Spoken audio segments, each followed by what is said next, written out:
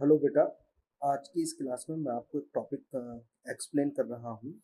और ये जो टॉपिक है हमारा कोऑर्डिनेशन कंपाउंड चैप्टर से लिया गया है। और इस टॉपिक का जो नाम है वो है हमारा लिगेंड्स।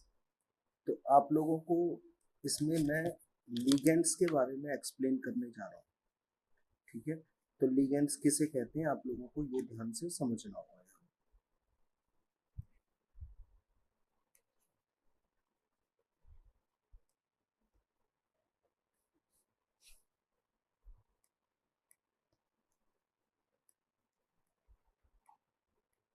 चलिए, तो टॉपिक है हमारा आज का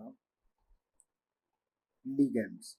इस लिगेंड्स को हमें ध्यान से समझना है। लिगेंड्स किसे कहते हैं? देखो, आपने कोई कोऑर्डिनेशन कंपाउंड का एग्जांपल देखा होगा। जैसे मैं आपके सामने एक कॉम्प्लेक्स आयन का एग्जांपल लिख रहा हूँ, PtCl होल 6 2 माइनस। ये एक मैंने आपके सामने कॉम्प्लेक्स आयन का फॉर्मूला लिख दिया है। ठीक है, अब ये जो मैंने आपके सामने कॉम्प्लेक्स आयन लिखा है, इस कॉम्प्लेक्स आयन को एक बार ध्यान से देखिए। और इसमें आपको याद होगा मैंने आपको कुछ चीजें बताई थी कि इसे हम लोग कहते हैं सेंट्रल मेटल एटम, और हम इसको सेंट्रल मेटल आयन भी बोल देते हैं।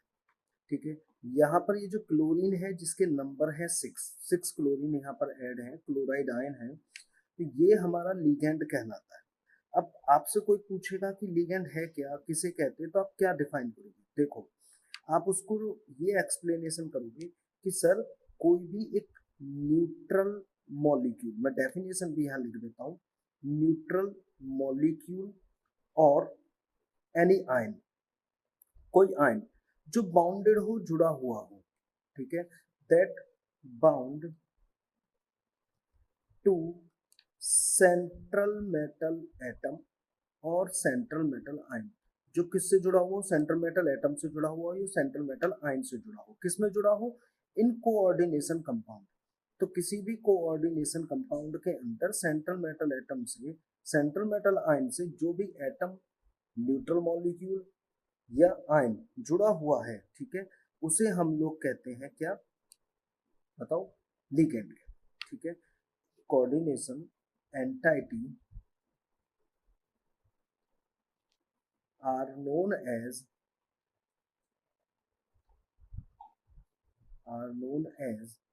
लिगेंड। उसको हम लिगेंड कहते हैं। अब जैसे कि मैंने यहाँ लिखा, लिगेंड कुछ भी हो सकता है। लिगेंड एक सिंगल एटम भी हो सकता है, सॉरी मॉलिक्यूल हो सकता है, ठीक है, न्यूट्रल मॉलिक्यूल है, और ये कोई आयन भी हो सकता है। तो अगर आप इस एग्जांपल में देखो तो आपको यहाँ क्लोरीन लिखा है, क्लोराइड आयन है। ये क्या है? क्लोराइड आयन आपके सामने है, ये एक लिगेंड है। अब लिगेंड्स तो बहुत सारे थे, जैसे एग्जांपल हो गया हमारा Cl नेगेटिव आयन हो गया, हमारा न्यूट्रल में आ जाता है H2O, वाटर हो गया, हमारा NH3 हो जाता है न्यूट्रल में। क्यों हो जाता है? क्योंकि इसके पास लॉन पेयर ऑफ इलेक्ट्रॉन्स है, और ये लॉन पेयर ऑफ इलेक्ट्रॉन्स की तरह से की हेल्प से जुड़ जाता है किसी से। अगर हम इसी में थोड़े बड़े मॉलिक्यूल्स देखें तो वो छोटे छोटे से मॉलिक्यूल्स हो गए। अगर हम कहें कि लार्ज मॉलिक्यूल भी हो सकता है, तो लार्ज मॉलिक्यूल में भी आपके सामने एक तो एग्जांपल्स हैं जो आपको याद रखने हैं। लार्ज मॉलिक्यूल में आता है H2N, जिसे हम NH2 भी बोल सकते हैं, CH2, CH2NH2। ये एक कंपाउंड आपको दिख रहा होगा।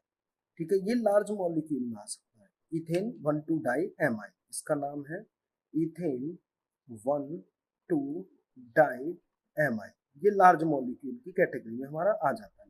अब इससे भी बड़े बड़े हैं, जैसे हम कुछ प्रोटीन मॉलिक्यूल्स को, तो मैक्रो मॉलिक्यूल्स को इस कैटेगरी में डाल सकते हैं, वो भी यहाँ यूज होते हैं।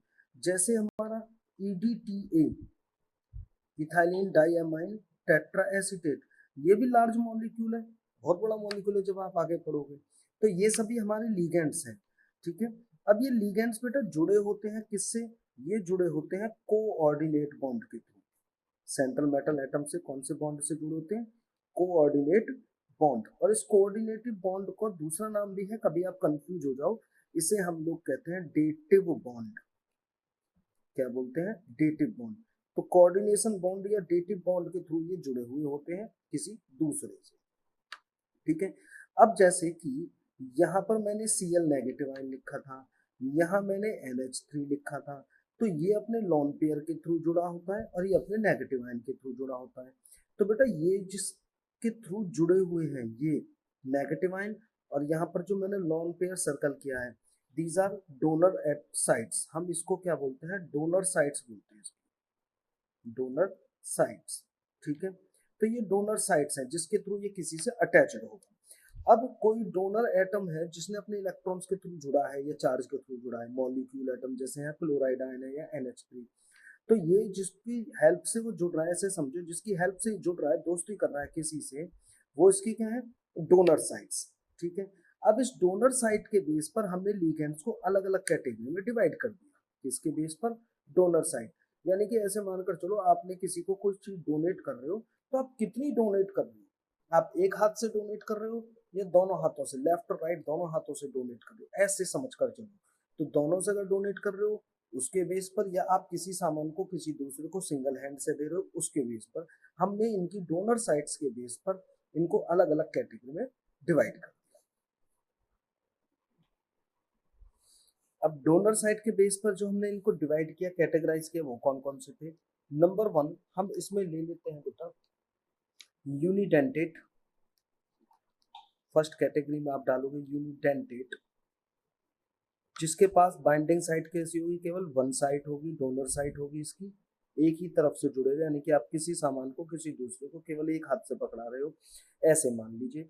ठीक है, जैसे इसका एग्जाम्पल आपके सामने आएगा, आपके सामने इसका एग्जाम्पल आ गया Cl नेगेटिव आयन हो गया, इसका एग्जाम्पल हो गया H2O, ठीक है, इसका एग्जाम्पल हो गया NH3, ये यूनिडेंटेट है।